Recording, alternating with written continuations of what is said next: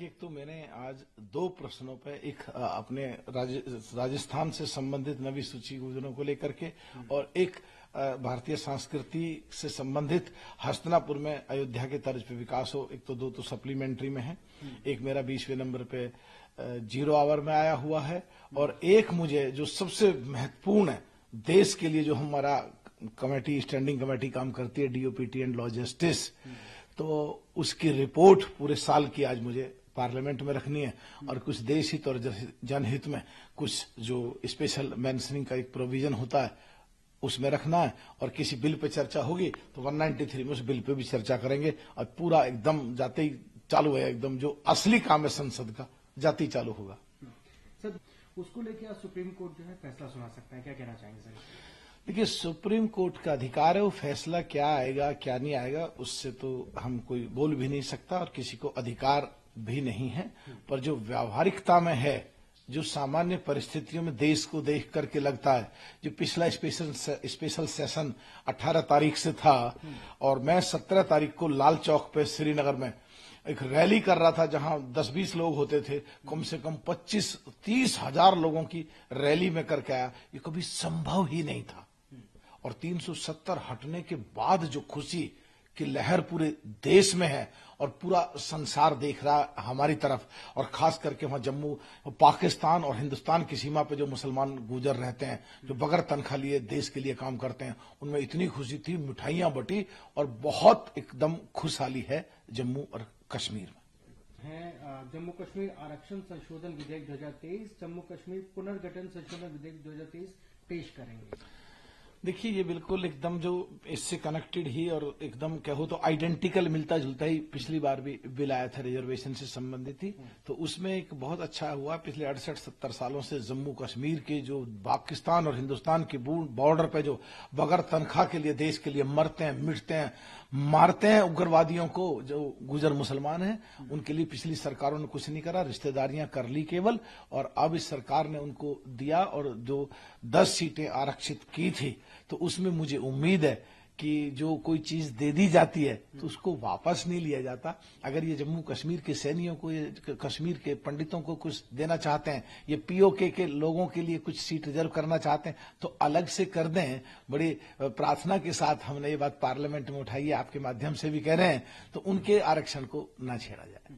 Sir, नकदी जो बरामद हुई उस पर केंद्रीय मंत्री ने भी कहा है कि मैं समझता हूं कि इंडिया गठबंधन इस पर कुछ नहीं बोल रहा है, कांग्रेस नहीं बोल रहा है, उसके भ्रष्टाचार उसका स्वभाव है, और जेडीयू और आरजेडी और एसपी भी इस पर कुछ बात नहीं कर रहे, तो क्या कह सकते हैं? देखिए, मैं तो एक ही बात कह रहा हूं, इसको हमें समझना होगा, जो देश के ज्यादातर लोग समझते नहीं है। हमारा देश का कानून क्या है, नगद से संबंधित, धन से संबंधित, पैसे से संबंधित, इनकम टैक्स के कानून से संबंधित। पहले ये 20,000 की लिमिट थी, अभी 10,000 की लिमिट है। अगर 9,999 से ऊपर 10,000 1 रुपया भी कोई करेगा तो वो इलीगल है, या फिर 10,000 से ज्यादा एक आदमी को ना दे सकते हैं ना ले सकते हैं।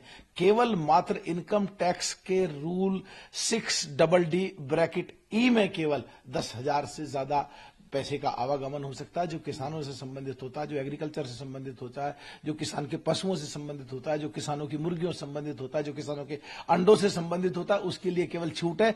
नहीं तो कहीं ना कहीं तो लपेटे में आएंगे ही। और जो सो कॉल्ड इंडिया गठबंधन के लोग हैं, उन्हें तो बिल्कुल साफ आकर के बात रखनी चाहिए। देश में अगर बीजेपी को हटाना है तो सही बात को आकर देश के सामने रखना पड़ेगा। जहां तुम लपेटे में आते हो तुम चुप बैठ जाते हो, और जहां अच्छा काम भी हो रहा है उसमें तुम जाके टांग फांसते हो, बगैर मतलब के कमी निकालते हो। तो ये पहले वाला देश नहीं है। आज का परिवेश बिल्कुल अलग है। व्हाट्सएप पे, गूगल पे, सोशल मीडिया पे, टेलीविजन पे, इंटरनेट पे और आपस में बातचीत करके जो बदलाव आ रहा है, ये समझना पड़ेगा कांग्रेस को। इस तरीके से नहीं चलने वाली है बात। कई नाराजगियां सभी दलों में दिखाई दी आपस में, मगर अब उन्होंने नारा दिया है कि मैं नहीं हम का नारा दिया है, क्या कहना चाहेंगे? ये सो कॉल्ड इंडिया गठबंधन, हम तो पहले दिन से ही थे ही नहीं। ये सब नकली बातें हैं।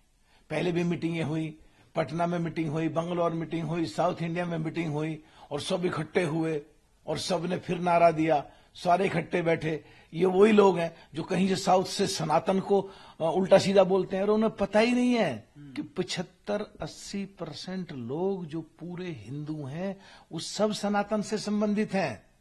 तो किसी के भी धर्म को कुछ भी नहीं कहना चाहिए।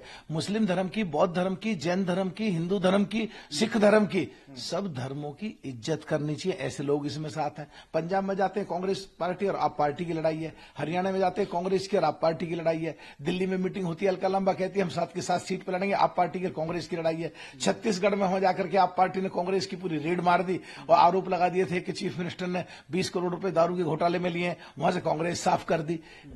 मध्य प्रदेश में जाते हैं तो जो देश की एकदम यूपी में बसपा और सपा से के बगैर कुछ भी नहीं है, वहां समाजवादी को कह दिया मध्य प्रदेश में अखिलेश वखलेश, वो साफ कर दिया। राजस्थान में जाते हैं जैन चौधरी, पश्चिमी उत्तर प्रदेश में उसका जनाधार है बहुत तगड़ा, उसको कह दिया कि उठा करके हम तुझे 1 सीट से ज्यादा नहीं देंगे। उसका एक तो पहले ही था, 2 एमएलए देते क्या फर्क पड़ेगा। हर प्रदेशों में लड़ाई है, ये कुछ करने मुझे लगता नहीं है 2024 के लिए ये सो कॉल्ड गठबंधन चल जाएगा। या मुख्यमंत्री के विष्णुदेव सहाय जो मुख्यमंत्री होंगे छत्तीसगढ़ के, देखिए तो हम तो इसका स्वागत करते हैं और हमारी पार्टी तो पिछड़ों की और दलितों की, दलितों में SC ST की और पिछड़ों में जाट गुजर यादव पाल सैनिक सब सुनाल लोहार कुमार व तमाम पिछड़ी जातियों का हमेशा सम्मान करते हैं और इनकी बात उठाते आते हैं। कोई सी भी पार्टी इनको कुछ दे तो हम जाति धर्म से ऊपर उठ के, हम पार्टी और पॉलिटिक्स से ऊपर उठ के, हम MLA MP से ऊपर उठ के, हम मंत्रियों से ऊपर उठ के हम एकदम स्वागत करते हैं जो भी पार्टी, जो भी सरकार पिछड़ों को और दलितों को कुछ देती है। मोहर लगने के बाद अब राजस्थान और मध्य प्रदेश की भी दौड़ तेज हो गई है, ऑब्जर्वर वहां पहुंच गए हैं, बहुत ही जल्दी इस पे नाम आने वाले हैं, कैसे देखते हैं? देखिए मुझे जो मध्य प्रदेश का तो मुझे लगता है कि सब चीजें ठीक ठाक हो ही जाएंगी। जो इनका व्यवस्था है कि पर ऑब्जर्वर गए, विधायक इकट्ठे हुए, विधायकों से बात करी, शीर्ष नेतृत्व से बात करी, अपना डिसीजन ले लिया। राजस्थान में मुझे कैड़ा लग रहा है, वहां जगलर जो है, जो जादूगर है, जिसने सचिन पायलट को धोखा दिया, जिसने पिछड़े समाज को, जाट गुजर यादव पाल सैनिक सब सुनाल लोहार कुमार और खास करके गुजर जाति को धोखा दिया और इसीलिए एक गुजर ने भी वहां पर कांग्रेस को वोट नहीं दिया। वो जब बीजेपी के कोई बड़े नेता उसके साथ मिले हुए थे, वो बीजेपी को तोड़ के उसके साथ कर देते थे। आज वही बीजेपी का नेता मुख्यमंत्री बनना चाहते हैं तो इधर जगलर कांग्रेस को तोड़ के उसको सपोर्ट करना चाहता है। मुझे तो पूरा खतरा लगता है राजस्थान में, या तो बीजेपी को तोड़ के फिर वहीं जाएंगे या कांग्रेस को तोड़ के बीजेपी को देंगे। वहां बीजेपी और कांग्रेस ज्यादा दिखता नहीं है, वहां 2 इंडिविजुअल लोग लगे हुए हैं दोनों पार्टियों में। उन्होंने सचिन पायलट के साथ ठगी करी, धोखा दिया और अब कुछ ना कुछ खिचड़ी पकने वाली। राजस्थान में मुझे गाड़ी को चटकी लगी।